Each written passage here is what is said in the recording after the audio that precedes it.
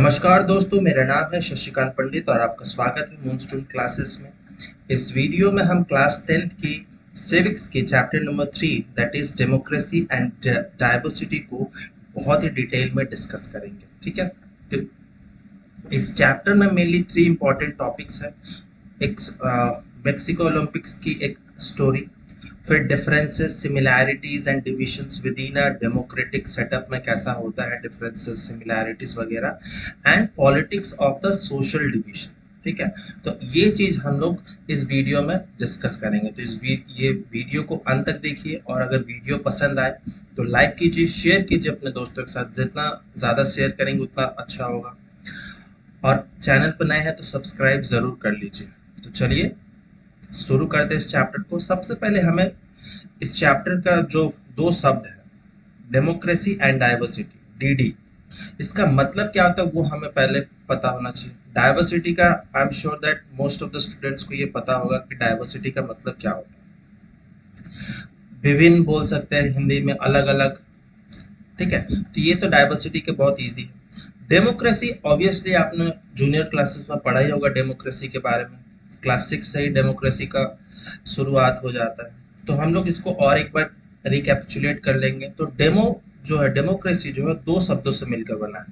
First शब्द है जो है डेमो और दूसरा शब्द है क्रेसी। डेमो का मतलब क्या होता है? Demo means people. ठीक है, demo means people and cracy means rule.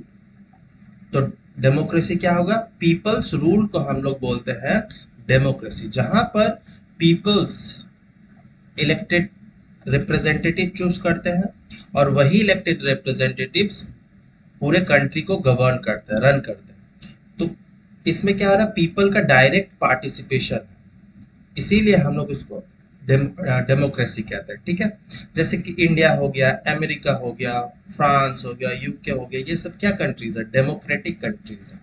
ठीक है, कुछ इंटरेस्टिंग फैक्ट अगर बता दूं तो लार्जेस्ट डेमोक्रेटिक कंट्री कौन सा है? Largest democratic country that is India. और इंडिया को क्यों कहा जाता है? तो क्योंकि इंडिया के पास सबसे ज्यादा पॉपुलेशन है। और ऐसा नहीं है कि ये रिसेंटली कहा जा रहा है largest democracy of the earth. ये बहुत सालों से ही इंडिया को लार्जेस्ट डेमोक्रेसी का दर्जा मिला हुआ है, क्योंकि पॉपुलेशन बहुत ज़्यादा है। और आपको ऐसा लगता होगा कि चाइना की पॉपुलेशन तो बहुत ज़्यादा थी हमसे, वो क्यों नहीं था? तो वो एक्चुअल में डेमोक्रेसी नहीं है, डेमोक्रेटिक कंट्री नहीं है वो। वहाँ पर क्या होता है? वन पार्टी रूल होता है, वन पार्टी रूल सिस्टम है। ठीक है, जैसे कि आज के टाइम पे सी जिनपिंग जो है वो सब कुछ गवर्न कर, पिछले 10-12 साल से वही रन कर रहे हैं। तो वो डेमोक्रेटिक कंट्री नहीं है। रशिया भी कुछ हद तक डेमोक्रेटिक कंट्री नहीं है। ठीक है, वो सब कम्युनिस्ट कंट्रीज हैं। तो बहुत बहुत सारे ऐसे कंट्रीज हैं वर्ल्ड में जो डेमोक्रेटिक है, जो अपने आप को डेमोक्रेटिक बताते हैं, लेकिन वो एक्चुअल में डेमोक्रेटिक नहीं। ठीक है, तो जैसे चाइना हो गया, इवन पाकिस्तान भी कुछ हद तक डेमोक्रेटिक कंट्री है ही नहीं, क्योंकि वहाँ पे बहुत सालों तक क्या है, बहुत सालों तक मिलिट्री रूल रहा था, डिक्टेटरशिप एक टाइप ऑफ मिलिट्री रूल रहा था, है ना।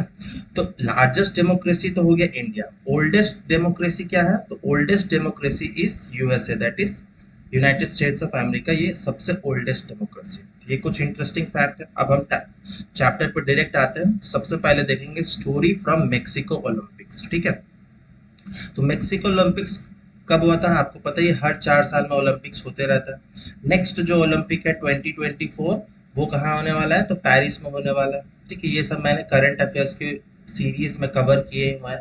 अगर आपको पसंद आता है करंट अफेयर्स तो आप देख सकते हैं, उसके जो लिंक्स है वो डिस्क्रिप्शन बॉक्स में आपको मिल जाएंगे। तो 1968 में मेक्सिको, जो नॉर्थ अमेरिका की एक कंट्री है, वहाँ पर ओलंपिक्स हुई थी। कहाँ हुई थी? तो मेक्सिको सिटी, जो उसका कैपिटल है। मेक्सिको का कैपिटल क्या है? Mexico city. वहाँ पर ओलंपिक्स हुई थी। तो बहुत सारे ऑब्वियसली पार्टिसिपेंट अदर कंट्रीज के पार्टिसिपेट किए थे। अफ्रीका अमेरिकन एथलीट्स भी उनमें से 2 थे जो उस इवेंट में पार्टिसिपेट कर रहे थे और अमेरिका को वो रिप्रेजेंट कर रहे थे। ठीक है, अफ्रीकन ओरिजिन के थे, लेकिन वो अमेरिकन में वो सेटल थे, उनके एंसेस्टर्स अमेरिकन में ही सेटल थे। कैसे? तो वो ड्यू टू स्लेव ट्रेड के कारण। अब स्लेव ट्रेड बहुत बड़ा टॉपिक है, उसको अगर इस वीडियो में कवर करेंगे तो बहुत लंबी वीडियो हो जाएगी। उसके लिए मैं अलग एक वीडियो बनाऊंगा बहुत जल्दी स्लेव ट्रेड के बारे में, ठीक है। तो 2 अफ्रीकन अमेरिकन एथलीट्स जो है कौन कौन थे, Tommy Smith and John Carlos, उन्होंने भी पार्टिसिपेट किया था। और इस ये इवेंट जो है वो बहुत ज़्यादा यादगार कैसे हो गया, because they protested against racism. तो ओलंपिक्स के जो जब मेडल दिया जाता है तब वो प्रोटेस्ट कर रहे थे अगेंस्ट रेसिज्म, ठीक है।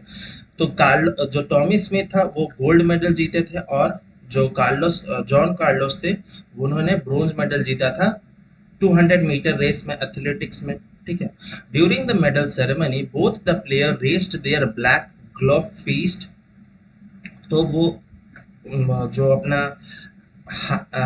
राइट हैंड था उनका, उन्होंने वो जब मेडल सेरेमनी हो रहा था, तो मेडल सेरेमनी में मेनली क्या होता है, नेशनल एंथम गाया जाता है हर कंट्रीज का, जो भी कंट्रीज के प्लेयर जीते होते हैं। तो उस केस में क्या हो रहा था, नेशनल एंथम की जगह, नेशनल एंथम तो बैकग्राउंड में बज ही रहा था, लेकिन जो एथलीट्स थे अफ्रीकन अमेरिकन जो, वो अपने हाथ जो है, एक हाथ जो है वो हवा में ऊपर वेव कर रहे थे और बंद कर लिए थे।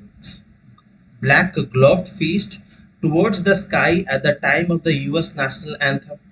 बेसिकली यूएस नेशनल एंथम में वो लोग अपने चेस्ट पर हाथ रखते हैं, लेकिन वो चेस्ट पर बजाय नहीं रखे, वो हवा में बंद हाथ को वेव कर रहे थे। इसका मतलब क्या है, the black gloved raised clenched fist meant black power. तो ये क्या शो करता है, तो ब्लैक पावर ये शो करता है। तो बहुत बार इससे क्वेश्चन आ जाता है कि 1 मार्क्स में इसका मतलब क्या है, तो ये ब्लैक पावर शो कर रहा था। This feast symbolizes black power and amid racism in America. और आपको पता है बहुत सालों से ही अमेरिका में बहुत ज्यादा रेसिज्म है, डिफरेंसेस है between the whites and blacks, है ना। अफ्रीकन हो गया या सॉरी अमेरिका हो गया या फिर यूरोपियन कंट्रीज हो गए, वहां पर बहुत ज्यादा रेसिज्म होता है रंग के भेद पर। They received their medals without shoes to symbolise black poverty, ठीक है। और जब वो मेडल सेरेमनी में जब वो मेडल रिसीव कर रहे थे तब वो जूता नहीं पहने थे। वो क्या सिंबलाइज कर रहे थे, ब्लैक पॉवर्टी, कि ब्लैक लोगों की पॉवर्टी, बहुत ज्यादा गरीबी थी, बहुत ज्यादा भेदभाव किया जाता था। तो ये पूरा इवेंट जो है बहुत ज्यादा हाईलाइट हो गया था, बहुत उस समय वर्ल्ड मीडिया ने इसको कवर किया था और इसका बहुत ज्यादा इम्पैक्ट भी पड़ा था, है ना।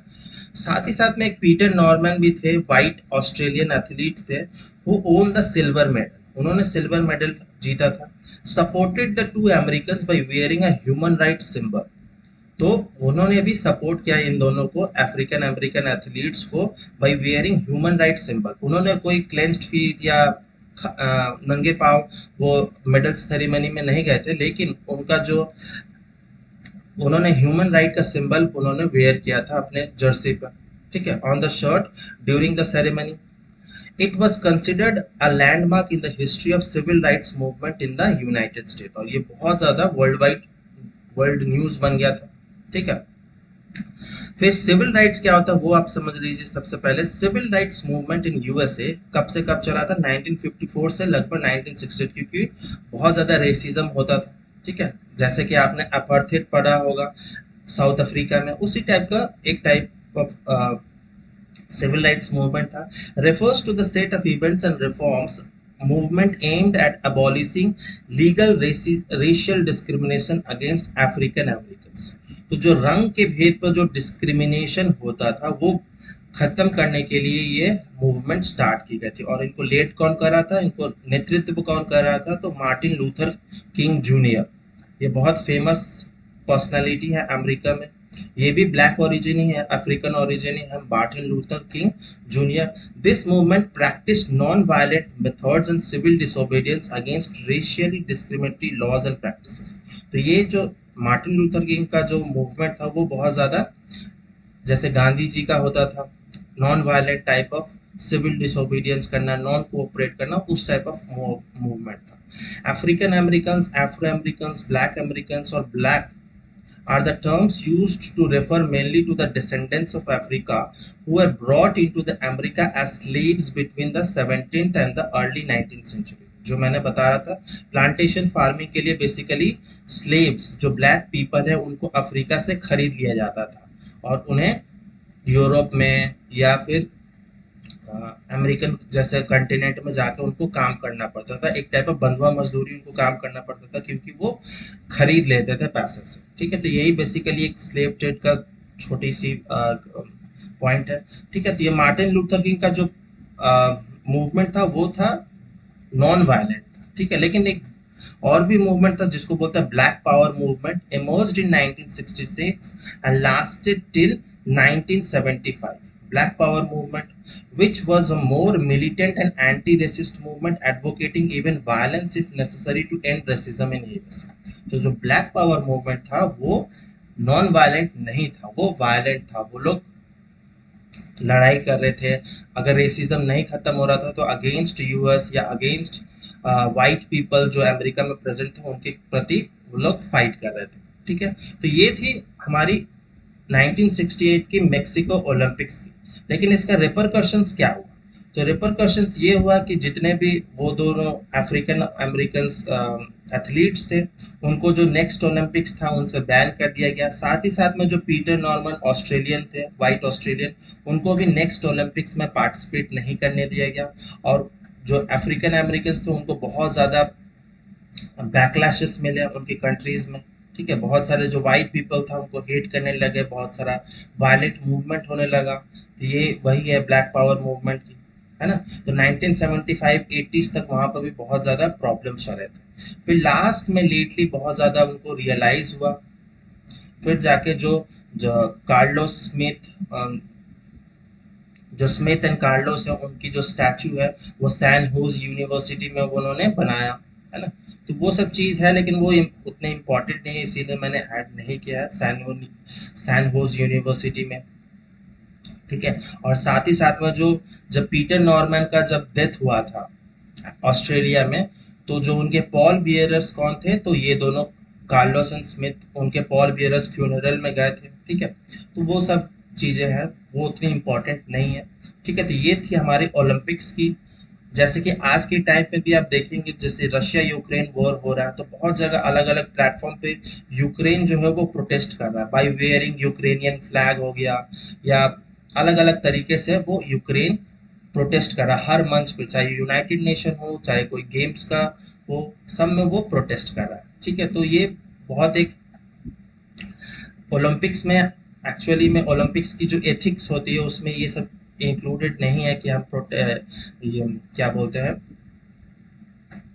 प्रोटेस्ट करें कोई भी ग्लोबल इश्यूज के बारे में, तो भी उन्होंने प्रोटेस्ट किया था, इसीलिए उनको बैन किया गया था। ठीक है, अब हम लोग दूसरे टॉपिक में आ जाते हैं, डिफरेंसेस, सिमिलैरिटीज एंड डिविजन्स के बारे में। तो social differences are mainly based on those factors that can not be changed, है ना। सोशल डिफरेंसेस जैसे by birth, these factors are determined at the time of birth। by birth हमें तो पता नहीं है ना हम किस घर में पैदा हो रहे हैं या किस रिलीजन में पैदा हो रहा है, तो ये हमारे हाथों में नहीं है।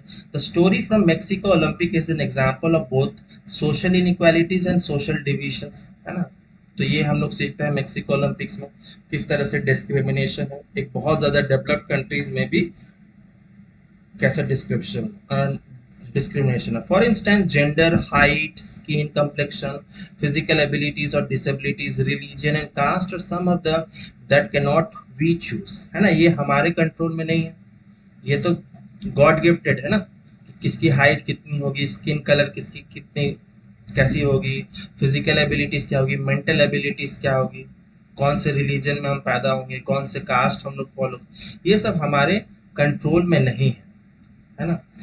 Our upbringing and family's experience plays a huge role in firmly shaping these differences in our mind, and initially social divisions start from these factors। और जैसे जिस फैमिली में हम लोग पैदा होते हैं, जैसी हमारी अपब्रिंगिंग होती है, जिस तरह से हमें सिखाया जाता है, वही सब चीज़ें जो है सोशल डिवीजन का स्टार्टिंग पॉइंट होता है ना। अगर आप लेट सपोज मान लेते कि आप एक पर्टिकुलर रिलीजन में पैदा होते हैं, ए रिलीजन में, और उस कंट्री में बहुत सारे और भी रिलीजन है, बी सी डी ऐसे करके बहुत सारे रिलीजन है। ठीक है, लेकिन ए रिलीजन मेजॉरिटी में है, तो आपको एक मेजॉरिटी फीलिंग आएगी, सुपीरियोरिटी फीलिंग आएगी, और आप चाहेंगे कि बी सी डी जो फॉलो करने वाले रिलीजन है उसको हम डोमिनेट करें, है ना। तो ये सब चीज़ें क्या है, यही सोशल डिवीजन की स्टार्टिंग पॉइंट होती है। जैसे हमारी अपब्रिंगिंग होती है, जिस तरह से हमारी फैमिली बैकग्राउंड होती है, जिस तरह से हमारी फैमिली सिखाती है हमें, वो क्या होता है, इनिशियल पॉइंट होता है। तो हमें क्या है, न्यूट्रल होकर समझने की बहुत ज़्यादा ज़रूरत है। और न्यूट्रल हम कब समझेंगे, जब हम लोग पढ़ेंगे लिखेंगे, बातों को समझेंगे, अच्छी अच्छी किताबें पढ़ेंगे, तब जाके हमें पता चलेगा न्यूट्रल सोच क्या होता है। जो आदमी, जो इंसान पढ़ा लिखा नहीं है, वो ऑब्वियसली एक्सट्रीमिस्ट सोचता है, वो एक्सट्रीम लेवल पर सोचता है, या तो हाँ या तो ना। लेकिन जो पढ़ा लिखा होगा वो न्यूट्रल होकर सोचता है बातों को, है ना। ऑब्वियसली ऐसा नहीं है, एक्सेप्शंस हर केस में होते हैं, ठीक है। Social differences start to grow to accumulate और कंबाइन दिस सोशल डिफरेंसेस, और when multiple social divisions overlap they give birth to social differences, है ना। जब भी सोशल डिविजन्स ओवरलैप होते हैं एक दूसरे से, तो इससे क्या होता है, सोशल डिफरेंसेस कॉज होते हैं। Social differences may divide the citizens of a country, but they are also helpful in making strong, united social groups. ठीक है, अलग अलग अगर हम लोग रिलीजन में पैदा होते हैं तो अलग अलग हमारे कस्टम्स होते हैं, रूल्स रेगुलेशंस होती है ना। तो उससे क्या होता है, कुछ हद तक हमारे कंट्रीज, जो कंट्री है वो थोड़ी बटी हुई भी होती है, लेकिन अगेन बटी होने के कारण भी हम लोग एक यूनाइटेड बन के रह सकते हैं। ठीक है, ये चैप्टर में यही कहा गया कि डाइवर्सिटी तो बहुत है। डेमोक्रेटिक कंट्री में, जैसे इंडिया जैसे कंट्री में, is one of the most diverse country. अलग अलग कास्ट के, रिलीजन के, रेस के लोग रहते हैं एक साथ में, है ना। तो वो कैसे रहते हैं, किस तरह से पॉसिबल है, वो due to because of democracy ही पॉसिबल है। अगर डेमोक्रेसी नहीं होगा तो हम लोग सारे रिलीजन के पीपल जो है एक साथ नहीं रह पाएंगे। जैसे आप पाकिस्तान के एग्जांपल ले लीजिए, वहाँ पर क्या है, वहाँ पर जब इंडिया आज़ाद हुआ था, पाकिस्तान आज़ाद हुआ था 1947 के टाइम पे, तो वहाँ पर लगभग 20%, 25% के पास हिंदू पॉपुलेशन होती थी। लेकिन क्योंकि वो एक इस्लामिक कंट्री है, अब जाके हिंदू पॉपुलेशन क्या हो गई है, लगभग 1-2% के आसपास उसमें हिंदू पॉपुलेशन हो गई है। Most of the Hindus migrate कर गए हैं या उनका धर्म परिवर्तन कर दिया गया है। तो ये सब क्या है, वो एक्सट्रीमिस्ट कंट्री है। ठीक है, वो डेमोक्रेटिक कंट्री नहीं है, यही शो करता है ना, डेमोक्रेटिक कंट्री नहीं है। और हमारे कंट्रीज में ऐसा नहीं है। हमारे कंट्रीज में जितना परसेंटेज ऑफ पीपल्स इंडिपेंडेंस के टाइम पे थे और आज के टाइम पे लगभग सेम ही है। This similarities and difference construct the boundaries of this groups, है ना। बहुत सारे अलग अलग रिलीजन्स के अलग अलग कस्टम्स होते हैं, तो इसीलिए वो अलग हो जाते हैं, बाइफर्केट हो जाते हैं। Social differences can also discriminate against a group based on racial, social and economic discriminations, है ना। तो ये बहुत देखा जाता है, बेसिकली थर्ड वर्ल्ड कंट्रीज में बहुत ज़्यादा देखा जाता है। थर्ड वर्ल्ड कंट्रीज क्या, यूरोपियन कंट्रीज में भी ऐसा है, रेशियल। जैसे आपने अमेरिका में देखा होगा ब्लैक राइट्स मैटर के बारे में 2-3 साल पहले, है ना। तो ये सोशल हो गया। इकोनॉमिक डिस्क्रिमिनेशन भी होती है। इकोनॉमिक डिस्क्रिमिनेशन जो कंट्रीज जहाँ पर बहुत ज़्यादा डिस्पैरिटी है between the rich and the poor, है ना। जैसे इंडिया के केस में क्या है, इंडिया में बहुत अल्ट्रा रिच पीपल भी है और अल्ट्रा पुअर पीपल भी है, और इन दोनों के बीच में जो गैप है वो धीरे धीरे और क्या हो रहा है, वाइडन होते जा रहा है और बड़ा होते जा रहा है। तो ये क्या शो करता है, ये इकोनॉमिक डिस्क्रिमिनेशन शो करता है। अमीर और अमीर होते जा रहे हैं, गरीब और गरीब होते जा रहे हैं। Here are two types of social differences, mainly overlapping and cross-cutting differences. ठीक है, अब हम लोग एक एक करके पढ़ेंगे। When a group of people starts to feel like a different community and one type of social differences appears to be more important than the other, it called the overlapping differences. इसका मतलब क्या है, जैसे कि एक group, बहुत सारे India को मान लेते हैं, ABCD ऐसे बोल के बहुत सारे रिलीजन है इंडिया में, ठीक है। अब हम नेम नहीं करेंगे, नहीं तो वो कंट्रोवर्सी हो सकता है। इसीलिए अगर ABCD है और अगर एक जो रिलीजन है वो बहुत ज़्यादा डोमिनेंट है, वो मेजॉरिटी में है, तो वो क्या करता है, वो बाकी जो रिलीजन फॉलो करते हैं उनको कुछ हद तक डोमिनेट करने का कोशिश करते हैं, है ना। उनके जो कस्टम्स है, रूल्स है, उनको वो ठीक तरह से फॉलो करने नहीं मिलता, या जो BCD जो माइनॉरिटीज में है वो अपने आप को इंफीरियर समझने लगता है ना। तो इसी डिफरेंसेस को बोलते हैं ओवरलैपिंग डिफरेंसेस। जैसे कि फॉर एग्जांपल यूरोप में लिया जाए, Northern Ireland has to dominating Christians community. तो क्रिश्चियंस कम्युनिटीज कौन कौन सी है? तो 44% were Catholics and 53% were Protestants. ये सब क्रिश्चियनिटी को ही फॉलो करते हैं, लेकिन विद इन क्रिश्चियनिटी भी कुछ अलग अलग, जैसे इन हिंदू रिलीजन में अलग अलग कास्ट है, जैसे ब्राह्मण्स है, क्षत्रियास है, शूद्रस है, वैश्यस है, उसी तरह से वहां पर भी है डिफरेंसेस। कैथोलिक्स भी है और प्रोटेस्टेंट्स भी है। The Catholics wanted to join the Republic of the Ireland. वो रिपब्लिक ऑफ आयरलैंड, जो आयरलैंड अलग कंट्री है, उसको ज्वाइन करना चाहते थे कैथोलिक्स। वाइल द प्रोटेस्टेंट, जो मेजोरिटी में थे 53%, wanted to attach to the United Kingdom, है ना। तो 53% जो प्रोटेस्टेंट्स हैं वो यूनाइटेड किंगडम के साथ ही रहना चाहते थे। As a result of this difference, a violent situation broke out where thousands of people were killed, और इन दोनों में क्लैश होने लगा। कैथोलिक्स एंड प्रोटेस्टेंट के बीच में बहुत ज़्यादा वायलेंट हो गया था।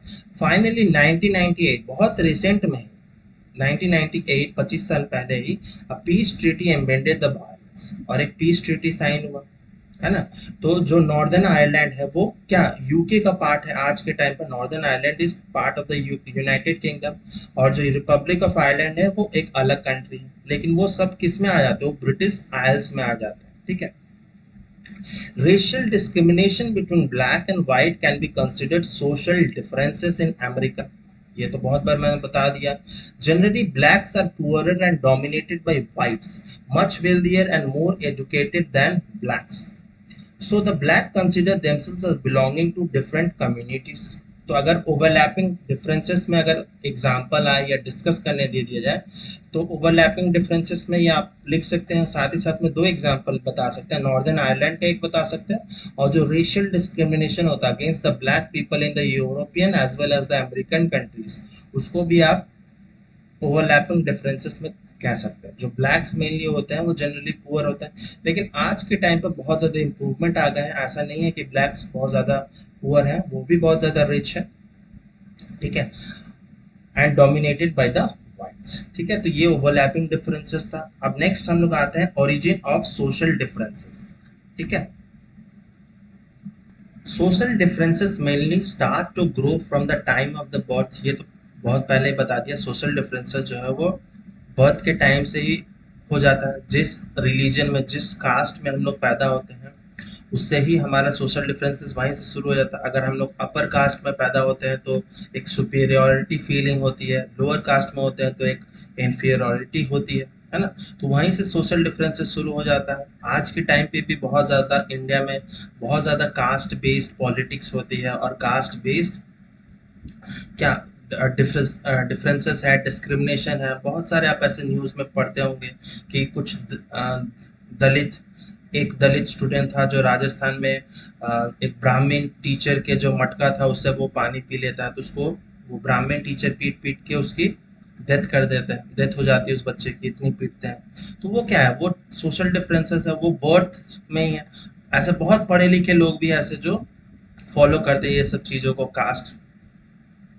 सम social differences can't be changed, है ना। और ऐसे सोशल डिफरेंसेस जो है, जो बर्थ से ही है, उसको हम लोग चेंज नहीं कर सकते हैं। जैसे कि द जेंडर, जेंडर तो हम लोग ऐसे नहीं चेंज कर सकते ना। कॉम्प्लेक्शंस हो गया, फिजिकल अपीयरेंस हो गया, etcetera. But some social differences are based on the choices like religion, career, occupation and social activities. ये सब चेंज हो सकता है, ठीक है। ये सब अपने ऊपर है, अपने ऊपर डिपेंडेंट है। इस पे तो कोई जोड़ नहीं है, हम लोग कोई भी रिलीजन फॉलो कर सकते हैं। ऐसा नहीं है इंडिया में कि हम लोग को एक ही रिलीजन फॉलो करना है। कैरियर भी हमारे अपने इंटरेस्ट के हिसाब से हम लोग चूज करते हैं। ऑक्यूपेशन, सोशल एक्टिविटीज, कौन सा सब्जेक्ट्स पढ़ने हैं, वो सब क्या होता है, वो हमारे ऊपर है। वो उस पर सोसाइटी का कोई जोर नहीं है ना। लेकिन जो जेंडर हो गया, complexion, physical colour, physical appearance या स्किन कलर, ये सब तो बाय बर्थ है, वो हम चेंज नहीं कर सकते। But this cumulative create social differences that can often lead to social divisions, ठीक है। However, not all social differences are responsible for social division.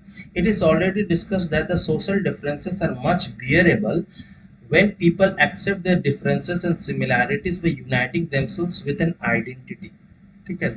लेकिन बहुत बार क्या होता है, सोशल डिफरेंसेस जो होता है वो बहुत ज़्यादा मतलब यूनिटी के लिए देश की अखंडता के लिए बहुत ज़्यादा नुकसान नहीं भी होते। अगर कब होंगे, जो अलग अलग सोशल ग्रुप्स, अलग अलग एथनिक पीपल्स है, वो एक दूसरे के साथ कोऑपरेट करके रहे, थोड़े बहुत कंप्रोमाइज करेंगे। सब रिलीजन, सब अलग अलग कास्ट के थोड़े बहुत कंप्रोमाइज करना ही पड़ेगा, तब जाके ही हम लोग एक यूनाइट होकर रह सकते हैं, है ना। अगर कोई एक सुपीरियरिटी दिखाना चाहे कि मैं बलवान हूँ, तुमको हरा दूंगा, अगर वैसी फीलिंग रहेगी, जिसको घमंड बोलते हैं, अगर वैसी रहेगी, तो ऑब्वियसली सोशल ग्रुप्स जो है वो सोशल डिफरेंसेस में बढ़ जाएंगे। In the case of Mexico Olympics, the silver medalist Norman doesn't belong to the black community, है ना, वो ब्लैक कम्युनिटी में बिलोंग नहीं करते, फिर भी वो सपोर्ट करते हैं स्मिथ एंड कार्लोस को। क्यों? क्योंकि sharing the same belief about racial discrimination, वो वाइट थे फिर भी वो ब्लैक को सपोर्ट क्यों कर रहे थे? क्योंकि वो, उनको पता था, उनको वो महसूस था कि रेशियल डिस्क्रिमिनेशन कैसा होता है, किस तरह से क्या क्या प्रॉब्लम फेस करने पड़ता है, इसीलिए वो सपोर्ट कर रहे थे, है ना। तो हमें भी एज ए इंडियन हमें भी एक न्यूट्रल होकर सोचने की बहुत ज़्यादा ज़रूरत है। हम लोग कोई एक रिलीजन के प्रति कट्टर नहीं हो सकते, ठीक है। तो हम लोग को अपने माइंड को और ब्रॉड करना बहुत ज़्यादा ज़रूरी है, और न्यूट्रल होकर सोचने की ज़्यादा ज़रूरत है। Overlapping and cross-cutting differences, social differences can turn into social division when multiple differences overlap. People generally share a common belief or interest in an issue in social differences, but when those communities started to feel deprived, social division could occur, है ना। जैसे कि ऐसे कुछ common beliefs होते हैं, हर religion में कुछ ना कुछ ऐसे कॉमन बिलीव्स हैं बर्थ को लेकर। जैसे कि हिंदू रिलीजन और इस्लाम रिलीजन में, दोनों में ही क्या है, कॉमन बिलीफ है पर्दा सिस्टम बोलकर, है ना। लेकिन हिंदू रिलीजन में उतना ज़्यादा स्ट्रिक्ट नहीं है जितना इस्लाम में। इस्लाम में हिजाब या बुर्खा पहना जाता है, लेकिन हिंदू रिलीजन में उतनी ज़्यादा स्ट्रिक्टनेस नहीं है। तो यहाँ पर क्या है, कॉमन बिलीव्स है ना, कॉमन बिलीव्स और इंटरेस्ट है। But when those community started to feel deprive, social division could be occur. जैसे कि आप कर्नाटक का केस ले लीजिए, जो हिजाब का केस था, स्कूल में हिजाब पहन सकते हैं या नहीं, है ना। In India, Dalits generally belong to the low income families and face this discrimination. जो गरीब है, जो दलित है, जो पिछड़ा वर्ग है, when social division intersect, groups with similar interest in one subject will likely having opposing positions to on another. In Northern Ireland, the conflict between the Protestants and the Catholic began with this mentality, है ना। तो यहाँ पर अभी northern Ireland में भी वही होता है, फिर इंडिया में भी यही होता है। बहुत लोग रिजर्वेशंस को लेके अलग अलग उनकी मत होती है कि रिजर्वेशंस हटा देना चाहिए, जिनको ऑब्वियसली बेनिफिट मिलता है। जो पिछड़ा वर्ग है वो ऑब्वियसली बोलेंगे कि रिजर्वेशन इज गुड, जिनको रिजर्वेशन का कोई बेनिफिट नहीं मिलता वो ऑब्वियसली बोलेंगे। तो यहाँ पे क्या हो रहा है, दोनों के बीच में टसल हो रहा है, यस नो के बीच में। तो ये क्या कर रहा है, सोशल डिफरेंसेस और वाइडेन होते जा रहा है, और ये हमारी यूनिटी के लिए बहुत सही नहीं है। सिमिलर केस हुआ था नॉर्दर्न आयरलैंड में भी, प्रोटेस्टेंट एंड कैथोलिक्स के बारे में। या फिर लैंग्वेज का भी एक इशू है कि हम लोग इम्पोज करेंगे लैंग्वेज की, जैसे कि हिंदी लैंग्वेज को पूरे ऑल इंडिया, ऑल जितने भी स्टेट्स है उसमें बोला जाएगा, फोर्सफुली बोला जाएगा। इससे क्या होगा, सोशल डिफरेंसेस बढ़ेंगे। जो साउथ इंडियन स्टेट्स है या नॉर्थ ईस्टर्न स्टेट है वो कंफर्टेबल नहीं है इस बात से लेकर। इसीलिए तो जैसे बांग्लादेश पाकिस्तान से अलग क्यों हुआ, क्योंकि उनको फोर्स किया गया था बंगाली के बजाय उर्दू बोलने के लिए, उर्दू में सब कुछ करने के लिए। तो ये सब सोशल डिफरेंसेस कॉज करता है, और अल्टीमेटली क्या होता है, कंट्री जो वो टूटने लगती है। Cross cutting social differences are easier to handle, this social division is common to every country whether big और स्मॉल। तो चाहे क्रॉस कटिंग मतलब, जैसे कि आपने श्रीलंका वाला केस स्टडी पढ़ा होगा फर्स्ट चैप्टर में, बेल्जियम मॉडल पढ़ा होगा, वो हर कंट्रीज में, चाहे छोटे कंट्रीज हो या बड़े कंट्रीज हो, एथनिक क्लैशेस हो गए, वो सब चीजें हमेशा से ही हर कंट्रीज में रहती ही है, ठीक है। फिर पॉलिटिक्स एंड सोशल डिविजन्स पे आ जाते हैं।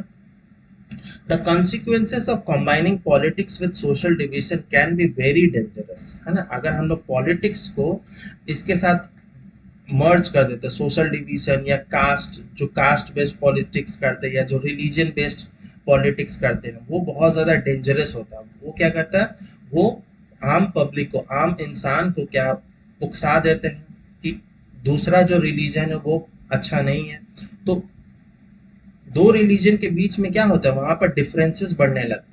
और ऐसे इंडिया में ऐसे बहुत सारे ऐसी पार्टीज हैं, पॉलिटिकल पार्टीज हैं जो कास्ट बेस्ड पॉलिटिक्स करते हैं, रिलीजन बेस्ड पॉलिटिक्स करते हैं।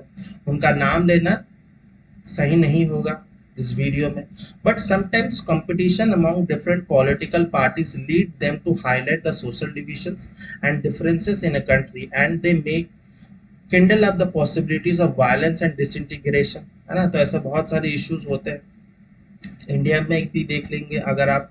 जैसे जो बाबरी मस्जिद का टूटना था तो उनके उस टाइम में क्या हो गया, जो 6 दिसंबर 1992 में हुआ था, उसके कारण हिंदू मुस्लिम बहुत सारे राइट्स हुए, अलग अलग कंट्रीज में राइट्स हुए, है ना।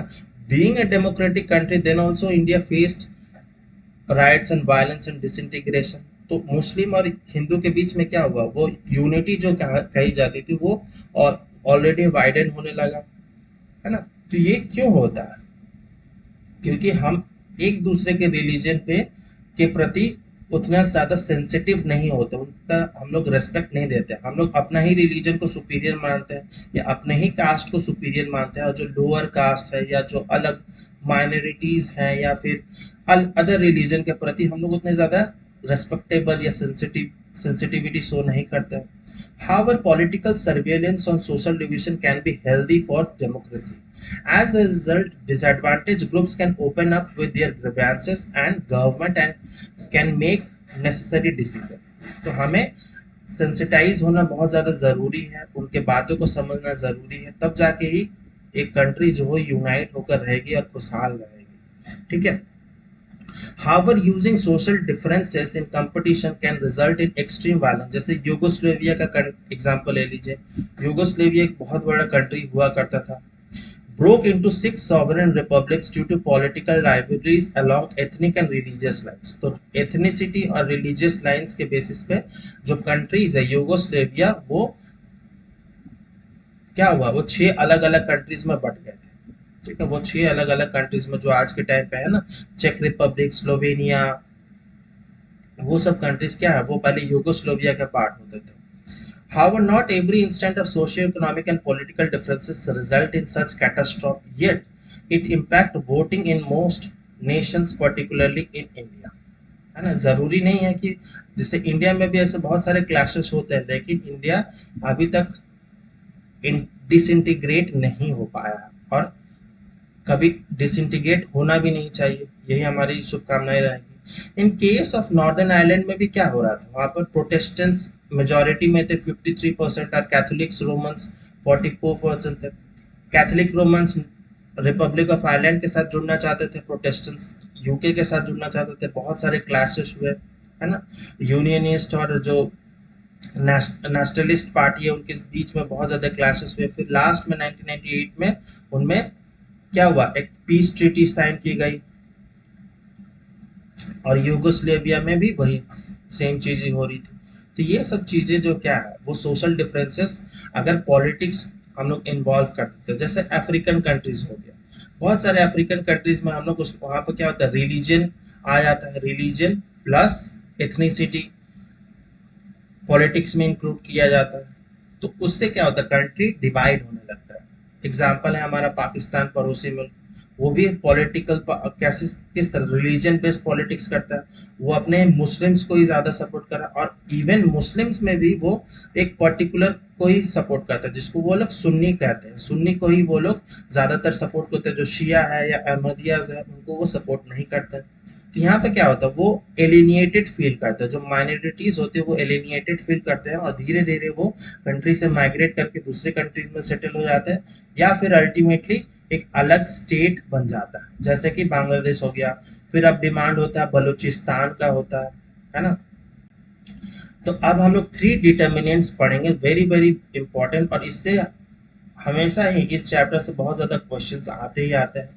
बाकी एक और क्वेश्चंस रहता है कि differences between overlapping differences and cross cutting differences, वो भी आता ही है। तो 3 important factors are important to deciding the outcomes of the politics of social divisions. सबसे पहला क्या है? The outcome depends on people perceive their own identities, and if people see their own identities in singular and more exclusive terms, it becomes a little difficult to find a solutions. है ना? अब वही मैं जो बहुत time से बता रहा हूँ कि हम किस तरह से अपने रिलीजन को परसीव करते हैं, और साथ ही साथ में जो अन्य रिलीजन है विद इन आवर कंट्रीज, हम उसको किस तरह से परसीव करते हैं, किस तरह से हम उसको सेंसिटाइज करते हैं, रेस्पेक्ट देते हैं। अपने रिलीजन को जितना रेस्पेक्ट देना चाहिए उतना ही दूसरों को भी उतना ही देना चाहिए। हमें न्यूट्रल होकर सोचने की जरूरत है। ऐसा नहीं है, हमें नहीं सोचना चाहिए ना कि एक रिलीजन बहुत ज्यादा सुपीरियर है, हमारा रिलीजन बहुत ज्यादा सुपीरियर, या हमारा कास्ट जो है वो बहुत ज्यादा सुपीरियर है। हमें सबको समान देखना पड़ेगा, इक्वल रेस्पेक्ट में देखना पड़ेगा। और अगर हम लोग बहुत ज्यादा सिंगुलर होकर सोचते हैं या एक्सक्लूसिव होकर सोचते हैं तो क्या होगा, डिफरेंसेस और ज्यादा बढ़ने लगेंगे और अल्टीमेटली कंट्री टूटने लगेगा, डिसइंटीग्रेट होने लगेगा। फिर दूसरा डिटर्मिनेंट क्या है? Dependence on how the political leaders is able to raise the demands of any community. फिर पॉलिटिकल लीडर्स, जो पॉलिटिकल पार्टीज है, रिप्रेजेंटेटिव, जो वो किस तरह से डिमांड जो है अलग अलग रिलीजन्स के, अलग अलग कम्युनिटीज के, किस तरह से वो रेस करते हैं। क्या वो सिनर्जिस्टिकली रेस करते हैं या फिर वो एंटागोनिस्ट होकर रेस करते हैं। हमें एक मिलकर इकट्ठा होकर लड़ना होगा ना, जो भी हमारे प्रॉब्लम्स हैं। अगर हम लोग डिवाइड होकर लड़ेंगे, अगेंस्ट लड़ेंगे, एंटागोनिस्टिकली लड़ेंगे तो क्या होगा, अल्टीमेटली डिवाइड होगा। It is much easier to accommodate demands which can either be constitutional framework और not at the cost of other communities. ठीक है, तो ऐसा नहीं है कि हमको ऐसा डिमांड रेज नहीं करना चाहिए कि दूसरे जो कम्युनिटीज है उनको कोई प्रॉब्लम फेस करना पड़े। ठीक है, तो हमें दूसरों कम्युनिटीज के बारे में भी सोचना बहुत ज्यादा जरूरी है, वैसे ही डिमांड्स हमें होने चाहिए। तीसरा जो पॉइंट है, it depends on the reaction of the government to the demands of the various groups. और जो अलग अलग वेरियस ग्रुप्स की डिमांड होती है, चाहे माइनॉरिटीज हो, मेजॉरिटीज हो, या अदर रिलीजन, अदर कास्ट, जो भी, उनकी डिमांड जो है उनका क्या रिएक्शन होता है गवर्नमेंट के बाद, वो जो डिमांड्स होती है उसके प्रति गवर्नमेंट का क्या रिएक्शन होता है, वो भी बहुत ज्यादा इंपॉर्टेंट फैक्टर है। The political expression in case of social division has to be very normal as well as very healthy. This allows for various disadvantaged as well as marginal social groups the expression of their grievances and also for the government to attend the same. तो इसका मतलब क्या है कि जो भी government को run कर रही है, जो भी पार्टी रन कर रही है, उसको सेक्युलर होकर सोचना पड़ेगा, उनको ब्रॉड होकर सोचना पड़ेगा। ब्रॉड माइंडेड होना बहुत ज्यादा जरूरी है। उनको सिर्फ एक रिलीजन को ही सपोर्ट करने से नहीं होगा, उनको सारे रिलीजन को सपोर्ट करना होगा, है ना। तब जाके ही जो अलग अलग कम्युनिटीज है वो अपने आप को एलिनिएटेड फील नहीं करेंगे और बहुत ज्यादा सुरक्षित फील करेंगे, और उससे क्या होगा, इंडिया हो या कोई भी कंट्री हो वो खुशहाल होगा, उसमें डिफरेंसेस कम होंगे, सोशल इनइक्वालिटीज कम होंगी, डिस्क्रिमिनेशन कम होगी। तो अल्टीमेटली अगर ये सब काम होंगी तो कंट्री वो बहुत ज्यादा प्रोग्रेस करेगा, बहुत ज्यादा डेवलप करेगा। ठीक है, अब कंक्लूजन पे आ जाते हैं। ये चैप्टर ज्यादा बड़ा नहीं था। However, in a democratic system, political regress towards a specific social division is normal. As a result, then marginal groups can forward with their grievances. However, the excessive use of it can be dangerous for a country. तो एक democratic system ही allow करता है कि जितने भी diverse अलग अलग countries है वो अपने प्रॉब्लम्स, ग्रीवियंसेस रेस्पेक्टिव गवर्नमेंट्स को वो बोल सकते हैं, डिमांड कर सकते हैं और उनको सॉल्व भी कर सकते हैं। लेकिन जो अलग कंट्रीज जो जहाँ पर डेमोक्रेसी नहीं है, जैसे कि चाइना हो गया, तो वहां पर क्या होता है, मेनली वन पार्टी रूल ही होता है। या फिर पाकिस्तान हो गया, पाकिस्तान में क्या होता है, वो सिर्फ मुस्लिम्स की डिमांड सॉल्व होती है। जो वहाँ पर माइनॉरिटीज हिंदू, क्रिश्चियन, सिख्स है, उनकी डिमांड्स कभी फुलफिल ही नहीं होती है। और बजाय उसके प्रति क्या होता है, वहाँ पर माइनॉरिटीज का बहुत ज़्यादा प्रॉब्लम्स होती है। उनको धर्म चेंज कर दिया जाता है, या फोर्सफुली कन्वर्ट कर दिया जाता है, या मारा जाता है, पीटा जाता है, वो सब किया जाता है। तो लेकिन एक डेमोक्रेटिक सेटअप होगी, जिस कंट्री में डेमोक्रेसी होगी, वो बहुत ज़्यादा इस प्रॉब्लम को इजीली सॉल्व कर सकता है। Although social divisions are very regular and can be healthy for democracy, it helps to strengthen democracy by cancelling the harmful demands and bringing a positive attitude toward the diversity and marginalization. ठीक है, तो diversity ऐसा नहीं है कि ये diversity कोई एक डेमोक्रेटिक कंट्री का कमजोरी हो। डाइवर्सिटी जो है वो स्ट्रेंथ प्रोवाइड करती है उस कंट्री को कि किस तरह से अलग अलग धर्म के लोग, अलग अलग रिलीजन, अलग अलग कास्ट के लोग एक साथ मिलके भी रह सकते हैं, वो शो करता है। Democracy is the best way to shelter variety against all inequalities, so the part of violence should always be avoided to keep democracy intact. ठीक है, इसीलिए गांधी जी का इंपॉर्टेंस क्यों है, क्योंकि हम लोग एक डेमोक्रेटिक कंट्री को नॉन वायलेंट होना बहुत ज़्यादा ज़रूरी है। वायलेंस जिस भी कंट्री में होगा, चाहे वो डेमोक्रेटिक कंट्री हो, जैसे कि पाकिस्तान, वो तो एक डेमोक्रेटिक कंट्री था ना, लेकिन वो वायलेंस का रूल अपनाता, इसीलिए वो कंट्री क्या हुआ, डिसइंटीग्रेट होने लगती।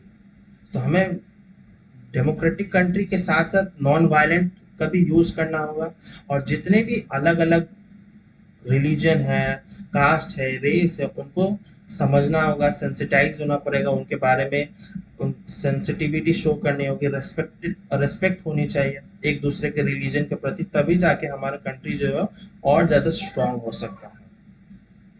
उम्मीद करता हूँ ये वीडियो से बहुत कुछ सीखने समझने मिला होगा। डेमोक्रेसी एंड डाइवर्सिटी चैप्टर से बहुत कुछ आपको सीखने समझने मिला। कैसा लगा है वीडियो तो लाइक कीजिए, कमेंट कीजिए कैसा लगा है, शेयर कीजिए अपने दोस्तों के साथ। सब्सक्राइब नहीं किया तो सब्सक्राइब ज़रूर कीजिए, और अगर आप फॉलो करना चाहें तो इंस्टाग्राम पे फॉलो कर सकते हैं, या कोई डाउट है तो कमेंट सेक्शन में बिल्कुल पूछ सकते हैं। मिलते हैं नेक्स्ट वीडियो में, टिल देन बाय बाय, जय हिंद।